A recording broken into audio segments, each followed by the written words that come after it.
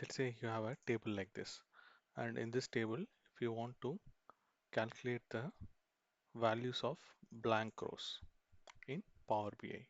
So let's do it here. So I will go get data, connecting the Excel,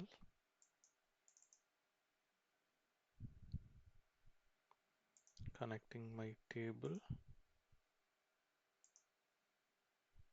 I'll load it.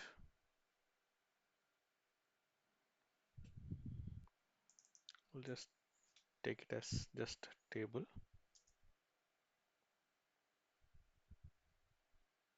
Okay, it's not taking. Okay, let's say it is table 1. And we have this variance slash remarks. So this I will take it as a general one.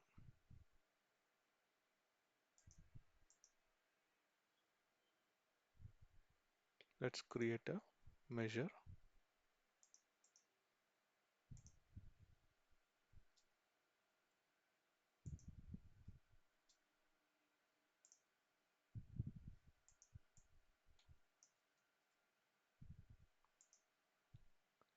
This is table 1. This is also table 1. Okay, now we calculated the count of rows here.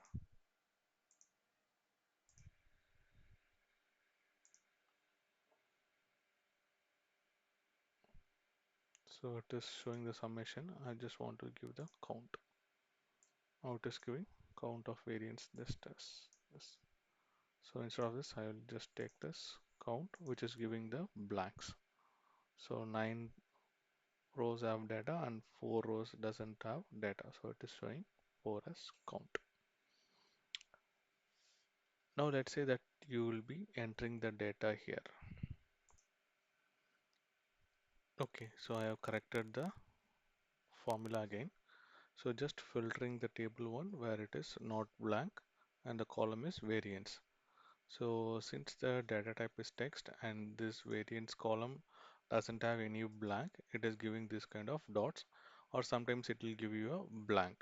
So to avoid this blank or dash or any such thing, instead of this, if you want to just display zeros, okay, because cards we mainly use for that. So suppose if I add a not condition here, it is giving me the count in numbers. So if I have some multiple cards and every card is showing some numbers, and in between if I have a card that is only displaying some random blanks or something like that, or some dashes, then it will be not looking good.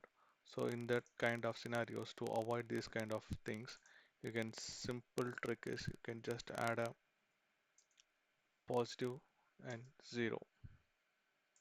So that will give you the count 0. So that is a simple trick that you can do. Okay.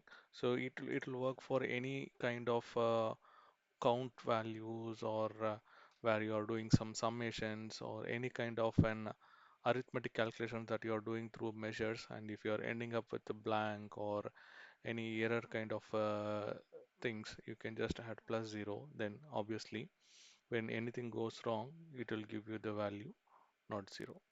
And suppose in this case, if it is going positively with some numbers, it will obviously give the proper numbers. So this is never go wrong. It will give you the 0 or the actual values. Okay, so you can try this out.